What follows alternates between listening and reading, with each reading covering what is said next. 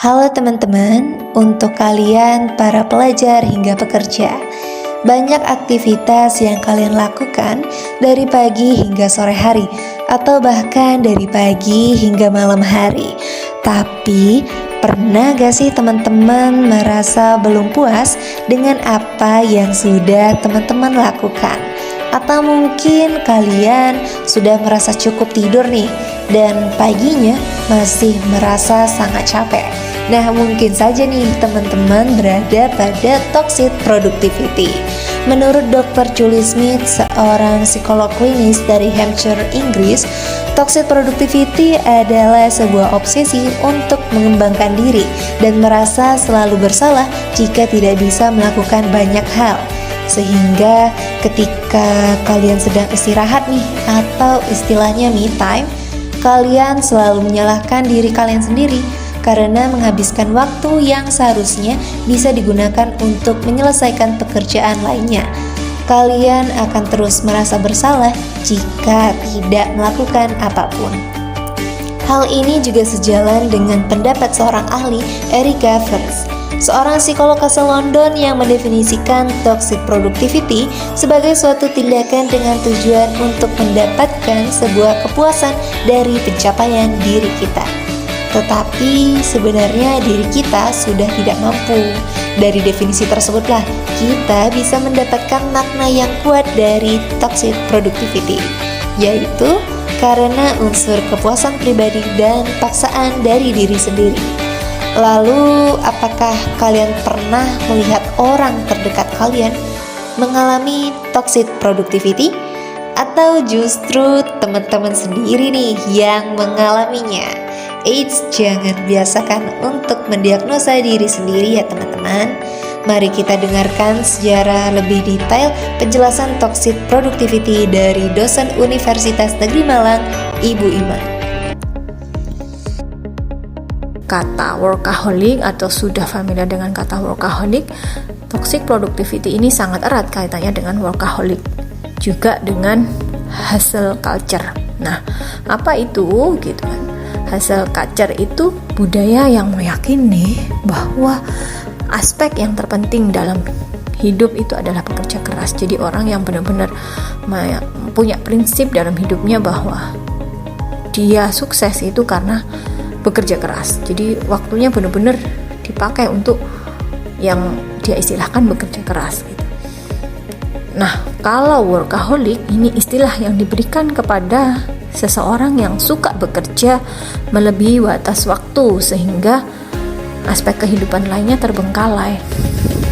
Nah, sementara toxic productivity ini namanya sebuah obsesi, berarti yang keliru adalah di pola pikirnya, di mindsetnya, di mana orang tersebut akan merasa harus terus-menerus produktif dan akan merasa bersalah jika tidak produktif. Jadi kaitannya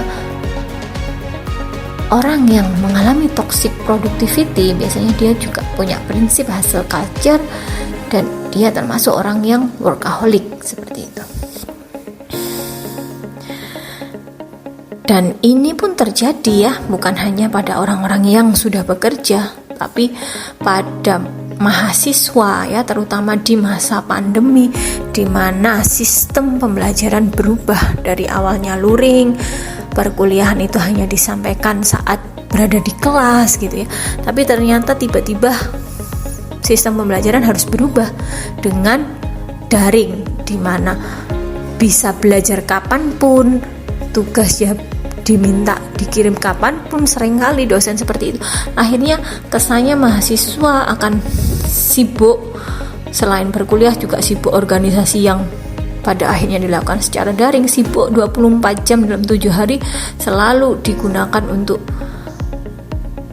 beraktivitas di perkuliahan sampai-sampai ya hilang masa bermainnya gitu ya, masa senang-senangnya, karena masa pandemi pun diminta untuk atau dihimbau untuk tetap berdiam diri di rumah. Jadi segala aktivitas dilakukan dari rumah dan itu pasti sangat bosan sekali untuk orang yang benar-benar menyadari ya gitu. Tapi kalau untuk orang-orang yang merasa bahwa hidupnya bisa sukses itu karena bekerja keras, ya dia akan selalu mencari hal-hal yang dirasa produktif gitu. Tidak menyia-nyiakan waktu luang, asalnya seperti itu. Nah, dari hasil penelitian yang dilakukan Aprilinka pada mahasiswa, yaitu ada 103 responden ya, itu dari berbagai universitas di Indonesia ya. Hasil survei mengatakan bahwa 94,1% mahasiswa mengaku pernah tidak istirahat demi mengerjakan tugas. 90,3% itu juga mengaku pernah terlalu sibuk dengan kegiatan di kampus sampai tidak ada waktu untuk melakukan kegiatan lainnya. Ya, dengan kegiatan kampus gitu kan ya. 87,4% pernah jatuh sakit karena kelelahan akibat perkuliahan, dan 94,2% itu pernah merasa bersalah jika tidak produktif seharian. Nah, ini di mahasiswa. Biasanya kalau orang-orang yang punya prinsip seperti ini dalam bekerja, ketika sudah di dunia karir, di dunia profesi pun pasti akan tetap terbawa prinsip tersebut ya. Fenomena apa sih toxic productivity? Ya, fenomena ini mulai ramai terutama di saat masa pandemi COVID ya, di mana pada masa pandemi COVID banyak orang diminta untuk berdiam diri di rumah. Banyak orang pada akhirnya yang biasa bekerja jadi tidak bekerja ya, terutama beraktivitas keluar rumah. Banyak orang di PHK jadi merasa punya banyak waktu luang, dan sehingga mereka akan mencari-cari ya bagaimana bisa mengisi waktu yang dianggapnya waktu luang tersebut. Dan fenomena ini semakin meningkat ya di masa sekarang ini. Nah, sebelum kita membahas toxic productivity, alangkah baiknya kita tahu dulu nih apa itu toxic dan produktivitas. Kata toksik itu mengacu pada sesuatu yang mengganggu dan merugikan bagi diri sendiri dan orang lain. Sementara kata produktivitas itu mengutip dari Haryanto pada tahun 2007, yang berarti sumber daya yang mendatangkan hasil yang optimal. Sehingga bisa dikatakan ya bahwa toxic productivity itu suatu produktivitas yang pada akhirnya bisa mengganggu bagi diri sendiri maupun orang lain. Orang yang mengalami toxic productivity itu berarti selalu ada keinginan untuk produktif sepanjang waktu, meskipun sebenarnya berbagai tugas itu sudah tuntas dilakukan. Ya, individu yang mengalami toxic productivity menurut Dr. Therese Mascardo, cirinya itu bisa dikatakan ada 3, yaitu orang yang terlalu memaksakan diri untuk bekerja melampaui batas kemampuan diri, orang yang seringkali merasa bersalah ketika punya waktu luang ya, atau ketika ingin beristirahat setelah seharian melakukan kegiatan.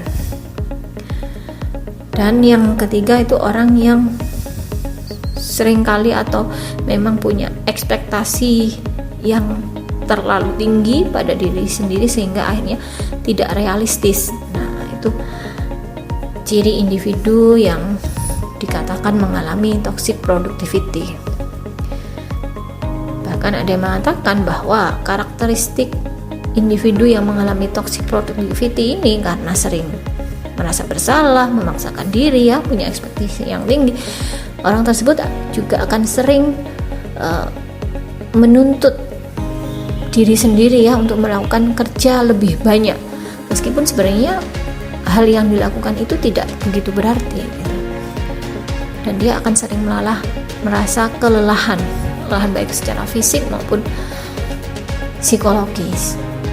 Jadi orang yang terjebak dalam toxic productivity, dia akan selalu mengkritik diri sendiri. Oh, kalau dirasa punya waktu luang, kok kamu berleha-leha sih gitu, maksudnya ngobrol dengan diri sendiri, yuk bekerja. Nah itu biasanya orangnya sudah bisa dikatakan terjebak dalam toxic productivity dan selalu menuntut diri sendiri, seolah-olah dia tidak melakukan sesuatu, tidak mencapai sesuatu apapun, sehingga pada akhirnya ya sering melupakan pencapaian atau prestasi yang sudah diraihnya.